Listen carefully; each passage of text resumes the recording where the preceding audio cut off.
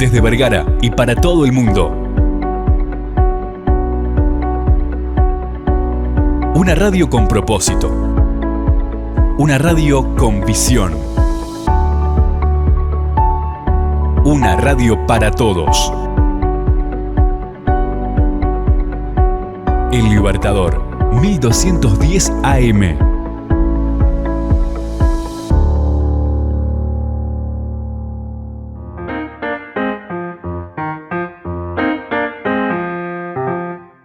Libros, autores, lugares e historias. Los descubrirás en Para viajar lejos, con la docente y escritora María García Marichal.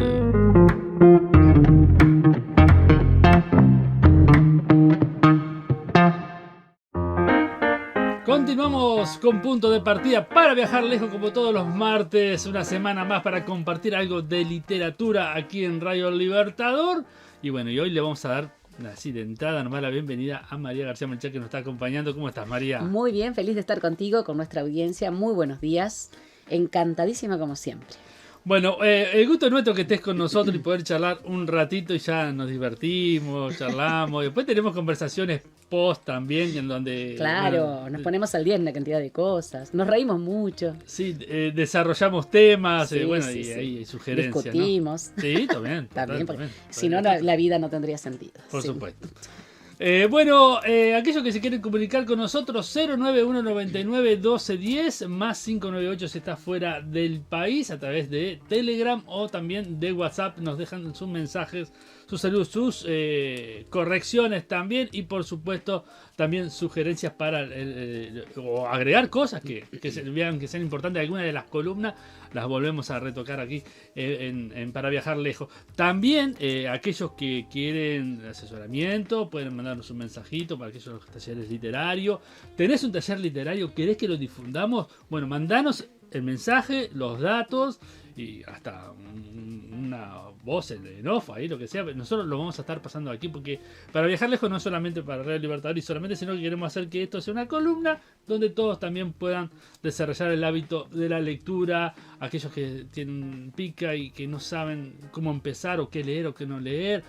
Bueno, hay muchas cosas que se pueden hacer en los talleres literarios y bueno, nosotros con gusto vamos a estar difundiendo, no importa en qué país estés, no importa en qué región estés, como la columna también sale a través de los canales de YouTube y las redes sociales, ustedes pueden llegar a tener gente interesada quizás en su ciudad, en su pueblo, en donde estén, y que dicen, ¿quién puede tener un taller literario por acá? Bueno, capaz que hay uno y no te enteraste, no sabes. O actividades literarias, ¿no?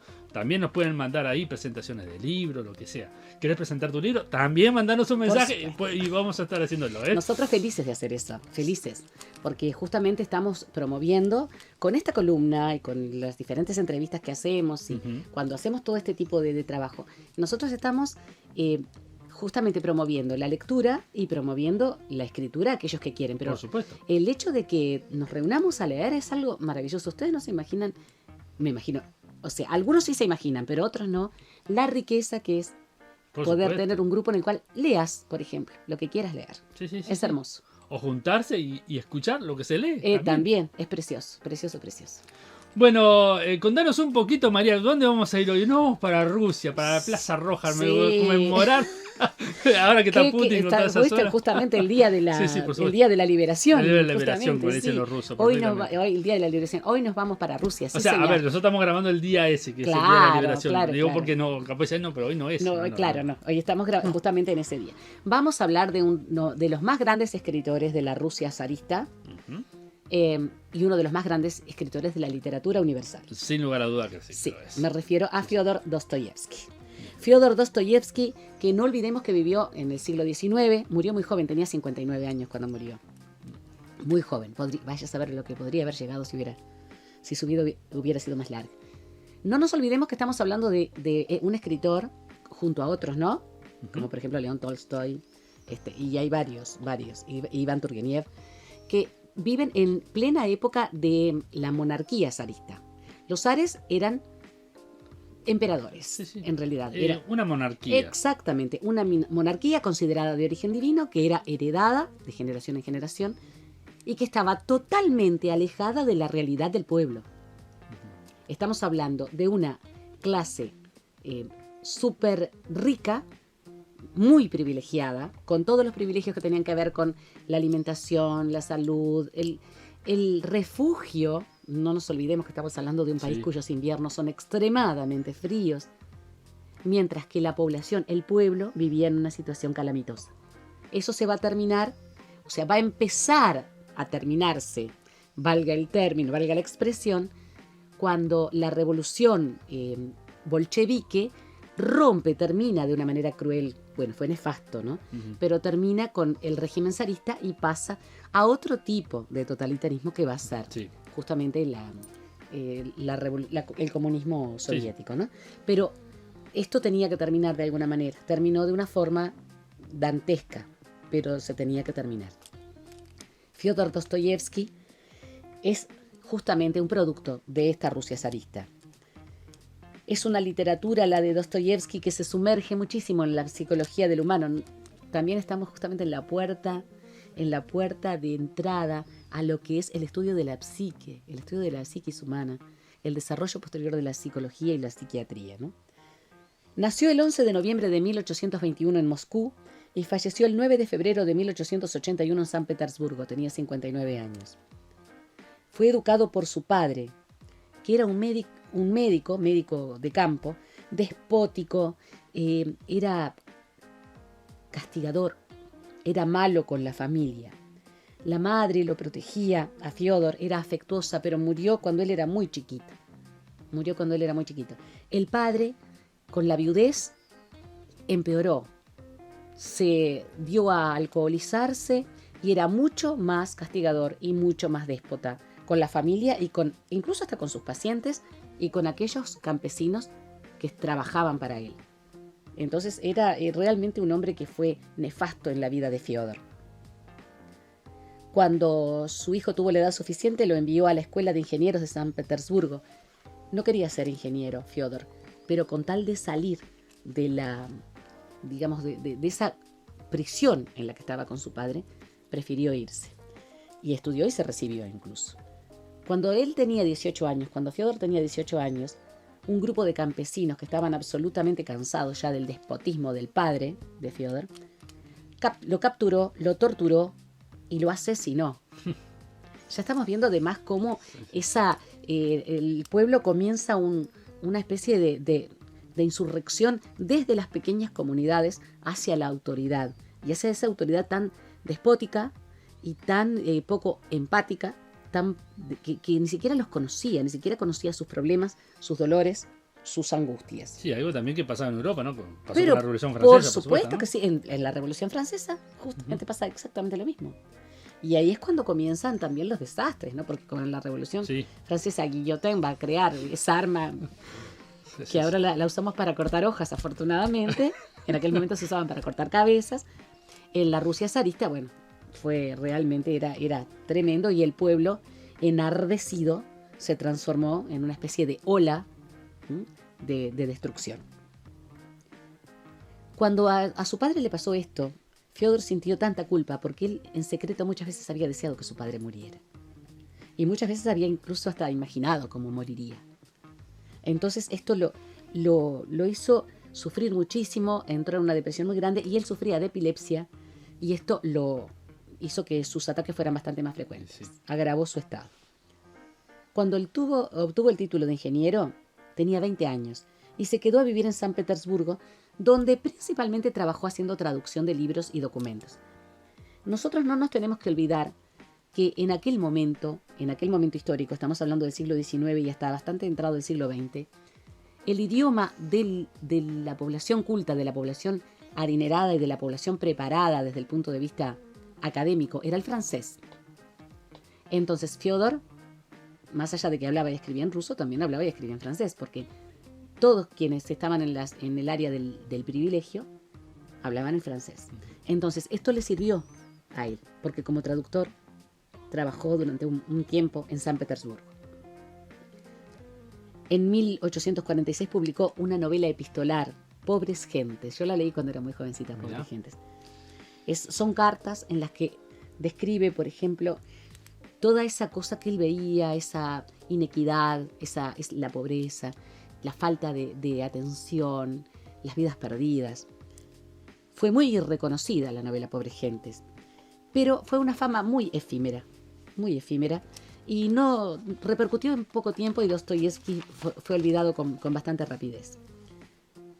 A fines de la década de 1840 colaboró con algunos grupos liberales y revolucionarios. Imagínate que él ya estaba también en esa idea de terminar de una vez por todas con el zarismo y con aquel despotismo espantoso. Lo condenaron a muerte. Fue indultado un rato antes de que lo ejecutaran. Tenía que escribir.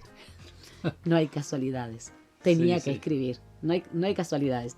Lo indultaron y lo mandaron a una cárcel en Siberia, por supuesto. La cárcel a la que te mandaban era en Siberia, lógicamente, ¿no?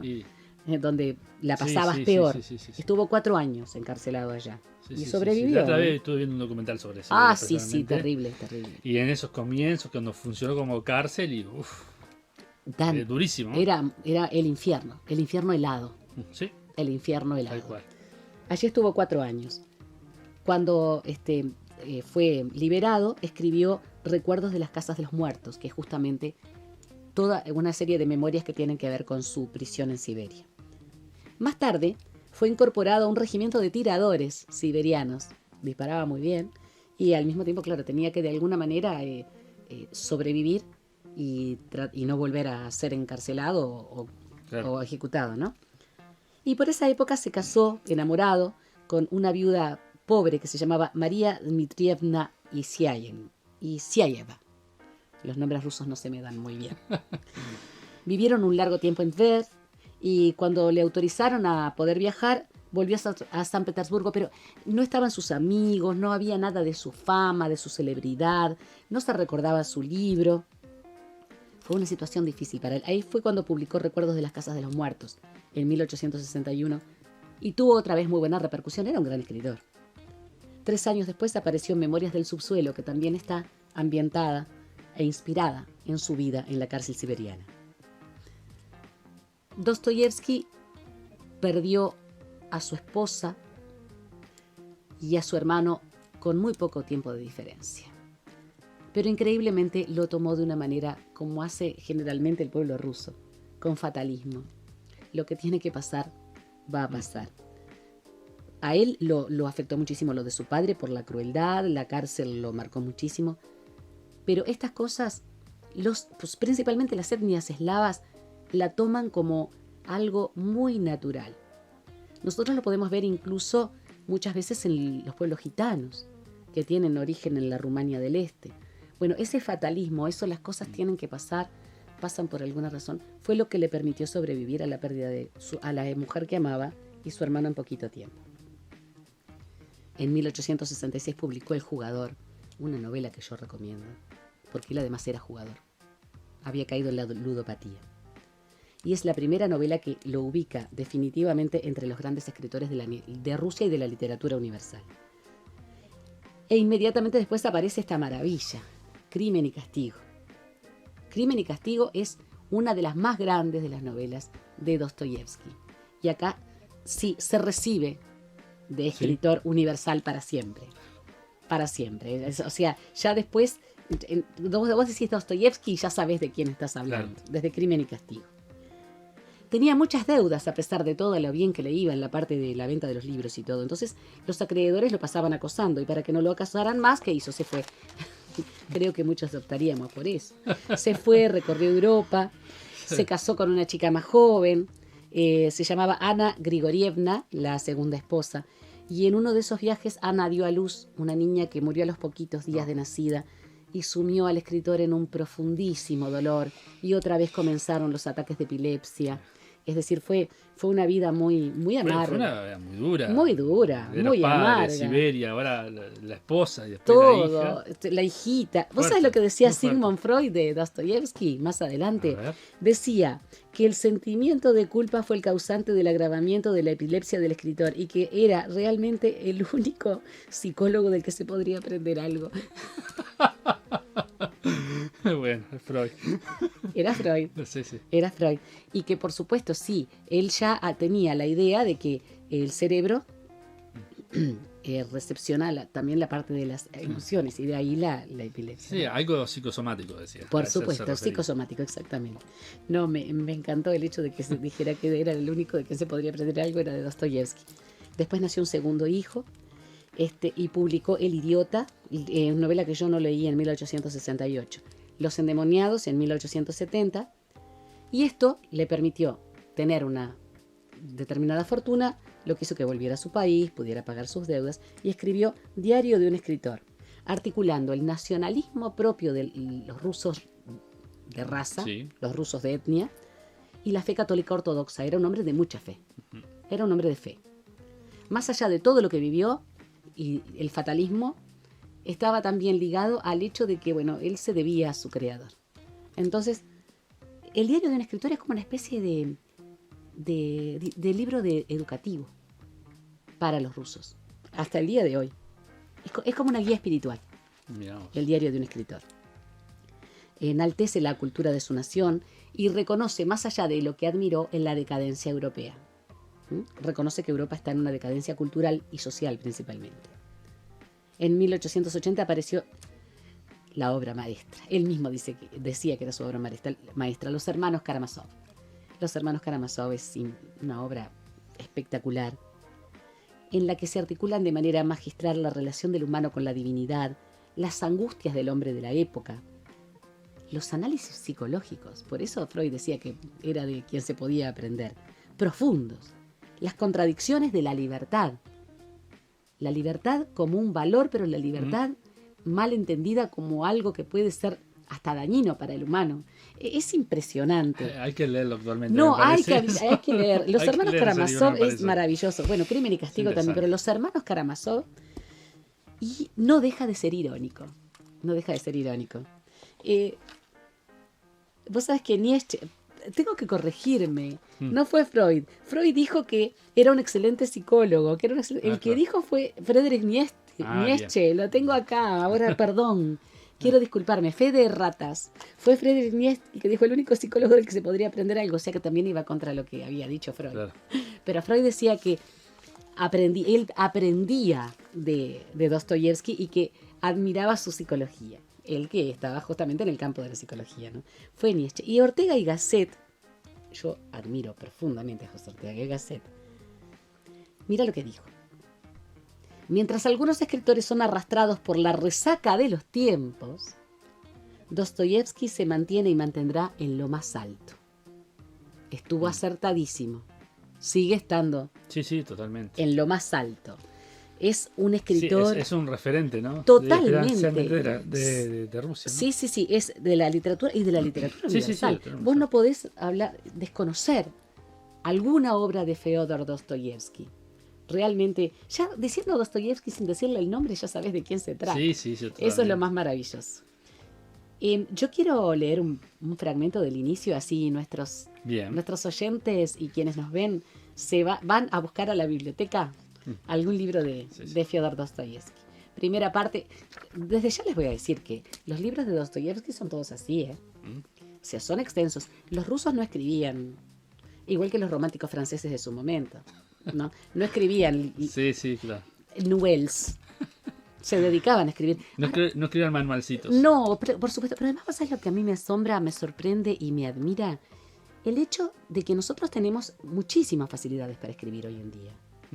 Pero ellos escribían con tinta y con pluma. Y cuando algo estaba mal, borrador. había que tener muchísimos borradores que había que tachar. Tenían papel secante, ¿no? Y cuando algo estaba mal había que romper y volver a empezar. Sí. Es admirable. Los lentes, es decir, los lentes que te permiten la visión, recién estaban en un proceso experimental en Alemania, en la Prusia de aquel momento, que era la región pionera en fabricación de lentes para telescopios, para microscopios y lentes para el uso personal. Entonces, es admirable que hayan escrito... Un hombre de 59 años que hizo todo lo que hizo y además escribió libros así, ¿no? Se ve que escribía gran parte del día. Sí, un tipo muy resiliente también, ¿no? Porque mucha resiliencia. La fe, él siempre lo atribuía a la fe. Más allá de Freud, por ejemplo, y lo que comentaba después, porque Freud estaba en un campo de ateísmo, Él planteaba que la fe fue importantísima en Dostoyevsky para emerger una y otra vez con su enfermedad, además, ¿no? Porque estamos hablando de ataques de epilepsia que tampoco se sabía cómo dominar en aquel momento. Crimen y castigo. Primera parte, capítulo primero. Un fragmento, por supuesto. Aquella abrasadora tarde de 1 de julio, un joven abandonó su Sakizami en la plaza de Saint-Laurent de S, no dice de dónde, capaz que era la Plaza Roja, no sé, logrando evitar en la escalera el encuentro con su patrona y dirigió sus pasos, tardos e indecisos, al puente de K. Está hablando con iniciales para evitar decir los nombres propios específicos. Ocupaba un tabuco estrecho como un armario en el desván de una casa de 5 pisos, en el primero de los cuales vivía la patrona, que cuidaba de su comida, servicio y aseo, y cada vez que para salir a la calle había de pasar el huésped por delante de la cocina, invariablemente abierta, era presa de la más viva desazón que lo enfurruñaba y sonrojaba. En deuda con su patrona, temía encontrársela. Y no porque fuese cobarde y ruin, que no lo era, mas desde algún tiempo se hallaba en un estado de sobreexcitación e irritabilidad, rayana en la hipocondría, que lo apartaba de la patrona, de los amigos y de toda alma viviente para hundirlo en sí mismo. Devorado por la pobreza hasta el punto de mostrarse insensible a las preocupaciones que acarrea, había renunciado a toda actividad provechosa y a todo buen deseo, y poco le importaba lo que pudiera decir o hacer su patrona, ni todas las patrañas juntas. Pero antes de lo que lo detuviese en la escalera para aburrirlo con su necia charla y sus fastidiosas reclamaciones, quejas y amenazas, antes de verse obligado a exprimir el cerebro, recurriendo a excusas, embustes o subterfugios, prefería escurrirse como un gato, sin dejarse ver. Ya en la calle, se confesó que tuvo miedo y pensó con torcida sonrisa: es curioso que me asusten estas nimiedades cuando estoy resuelto a semejante empresa. Tan cierto como que todo está en la mano del hombre y el hombre se lo deja escapar por cobardía. Sería interesante saber qué es lo que asusta más a los hombres. Para mí, que lo que más temen es el paso adelante, la palabra nueva. Pero hablo demasiado, y como solo hablo no hago nada, aunque quizás hablo porque nada hago. Durante este mes no hice más que charlar, tumbado a todas horas en mi cubil, llevado de las más atroces quimeras. ¿Y ahora? ¿A dónde voy? ¿Soy capaz de eso? ¿Y es eso serio? ¿Qué ha de serlo? Fantasía pura, comedia, una niñería. Sí, acaso sea una niñería. El calor asfixiante de la calle, el tráfico, la cal, las andamiadas, los ladrillos, el polvo que todo lo cubría y ese penetrante hedor petersburgués tan conocido de cuantos no pueden abandonar la ciudad en verano, todo producía un efecto deplorable en los ya alterados nervios del joven. Las tabernas que abundan en aquel barrio, de las que salen emanaciones nauseabundas, y los borrachos que tropezaban en cada esquina, no obstante ser día laborable, completaban aquel cuadro de miseria. El fino semblante del mozo, de facciones agraciadas, se alteró en un gesto de repugnancia. Era casi alto, cenceño, de apuesto continente, hermosos ojos negros y cabellos de un castaño oscuro. Aquí estamos describiendo a quien después se meterá en eso, en esa empresa que está pergeñando. Estupenda novela, Crimen y Castigo, del grandioso Fyodor Dostoyevsky.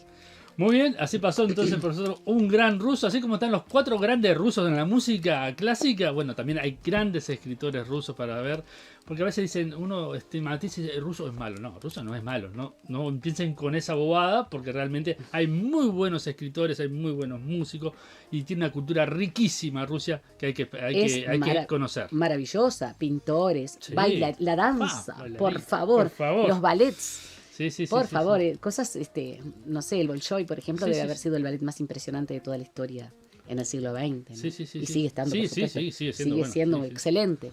Pero no, Rusia cuna de grandes, grandes. de grandes. Por supuesto que sí.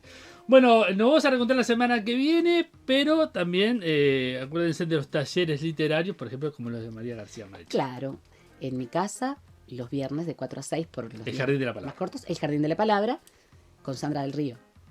mi compañera de aventuras. Un saludo para Sandra, que ¡Mua! bueno, no está acomodado, ha pasado por algunos momentos complicados, pero sabemos que está muy bien, así que le mandamos un Está saludo enorme. excelente, está muy bien. Un beso inmenso para ti. Después, Literatum, en el Centro Cultural de Progreso, que va también los viernes de 4 a 6. Precioso taller en crecimiento. Y bueno, los desayunos literarios que tienen cupos completos son los miércoles de 10 a 12 en el Centro Cultural Carlitos de las Piedras, pero que se puede visitar. Es decir, pueden visitarse, está abierto a las visitas. Lo que pasa es que no hay cupos para poder trabajar. Por esa razón, animamos a todos nuestros oyentes y a quienes nos ven a Sí, que formen por sus supuesto. propios grupos de lectura y escritura, que nosotros estamos aquí para darles un lindo alineamiento. Por supuesto, y ya le digo, vamos a hacer una página, y a qué que quiera hacerse parte de administrador de la página, con divino. mucho gusto, venga y le interesa el tema, escríbanos a través del WhatsApp o a través de los comentarios en las redes sociales, el Bertador Vergara, bueno, al 091-99-12-10, y vamos a estar formando este grupo para que poder fomentar un poco más esto, poder fomentar los distintos talleres literarios en todas partes del Uruguay y también fuera del país. Así hacemos como una comunidad y hacer eventos después. Me encanta, Ya nos vamos. me encanta. Y nosotros dos estamos soñando permanentemente con eso y estamos trabajando los dos para eso. Y Sandra del Río, Sí, y en sí. Progreso Marina Carriba, Alicia Vázquez, Ana Gil. Bueno, muchísima Sí, gente. sí, porque acá Gianni Tugores en La no Paz. competimos, porque yo No. tengo mi taller. No, queremos que por el todo suma, contrario, todo suma. quiero aclarar que en Las Piedras hay 2 talleres más de literarios que también recomiendo a aquellos que quieren aprender a escribir. Por un lado, poesía, tenemos a Marcelo Pareja, que trabaja, después voy a traer bien los horarios. Bien, perfecto. Pero pueden preguntarme incluso directamente a mi teléfono que aparece aquí en la radio. Marcelo Pareja trabaja con un taller de poesía en el Centro Cultural Miguel Ángel Pareja. Es de la familia, justamente es un excelente poeta. Y está el doctor Antonio Luis Dátole, que hace taller de poesía y narrativa, sobre todo de narrativa, cuento y novela. Que también trabaja en Las Piedras. Y como decís tú, en ningún momento competimos, al contrario, nos complementamos. Totalmente. Porque lo que queremos hacer es crecer, que crezca, que haya más lectores y que haya más escritores y que cada vez hablemos y escribamos mejor. Perfecto. Bueno, muy bien, clarito todo entonces, así que nos reencontramos el próximo martes con otro capítulo más de Para Viajar Lejos. Gracias María por habernos Gracias a vos, Carlos, y a la radio, por supuesto, a Radio Libertador por este espacio. Un saludo muy afectuoso a la audiencia.